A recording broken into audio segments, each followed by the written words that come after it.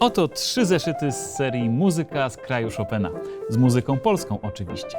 Ale muzyka polska, co to właściwie znaczy? Polska, czyli jaka? Jak ją rozpoznać? Co w niej charakterystycznego? Przekonajmy się. Ogromna różnorodność. Ciekawa, Barwna, wesoła, z dużą dozą liryki. żywiołowa, dynamiczna. Jazz, nowoczesność, atrakcyjność, wizytówka i duma. Na pewno Fryderyk Chopin, Chopin, który sam w sobie jest hasłem. Karol Szymanowski, Lutosławski, nasz patron. Maria Szymanowska, Ignacy Jan Paderewski. I współczesność. Spróbujmy to uporządkować. A zatem, na początek Chopin. No, nie ma rady. Jeśli ma się takiego geniusza w historii muzyki, to jakoś się trzeba do jego twórczości odnieść. Jego wpływ na muzykę polską jest ogromny. Część kompozytorów kontynuuje jego pomysły. Pisze preludia, mazurki, nokturny. Inni natomiast starają się od niego uciec, jakoś wyzwolić. W obydwu przypadkach muzyka Chopina pozostaje bardzo ważnym punktem odniesienia. I bardzo dobrze. Co więcej, inspirację polską muzyką ludową, a w szczególności rytmami polskich tańców narodowych. Co prawda to nie Chopin zaczął z nich korzystać jako pierwszy, ale to Chopin wzniósł ich wykorzystanie na poziom najwyższy. Jakie to rytmy? Skoczny mazurek, dostojny kujawiak, pędzący oberek. Aż dziw bierze, jak wiele tych rytmów pojawia się w twórczości polskich kompozytorów. Korzystają z nich na potęgę. Po tym ich poznacie. Bardzo mi się podoba w tańcach polskich ich różnorodność. Każdy z nich ma inny charakter. inny charakter, ale też różne kroki i każdy wykonujemy w inny sposób. Inna jest relacja między partnerem i partnerką.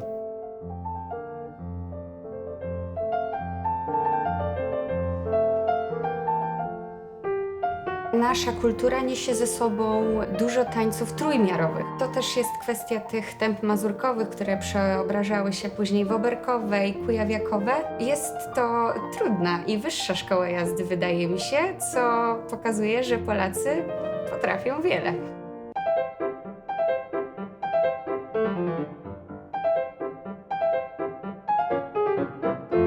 Skoro Chopin pojechał do Paryża, to chyba musiało się tak skończyć. Wielu polskich kompozytorów uwielbiało Paryż. Kiedy tylko mieli okazję, jechali tam, żyli, uczyli się, komponowali, pisali, bardzo często na fortepian.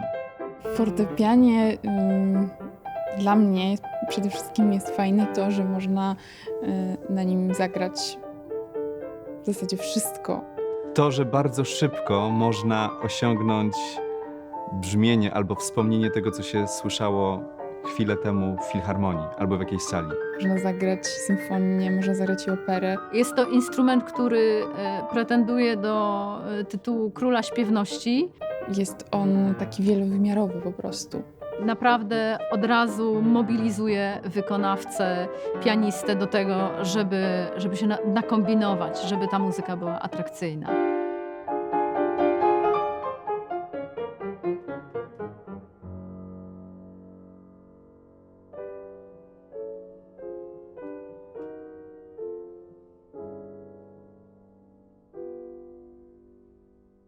Czy przesadzę, jeśli powiem, że to ulubiony instrument polskich kompozytorów?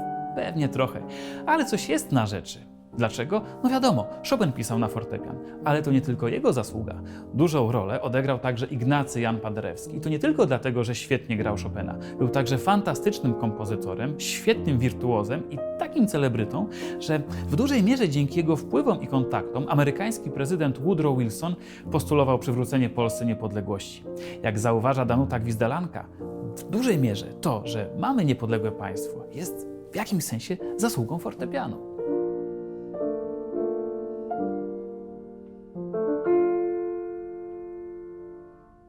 Dodajmy jeszcze i to, że świetni pianiści to nasz towar eksportowy. Najpierw Maria Szymanowska, potem oczywiście Chopin, a później Zaremski, Paderewski, Tansman, Rubinstein, Zimmerman, Blechacz. Lubimy fortepian i lubimy o tym mówić.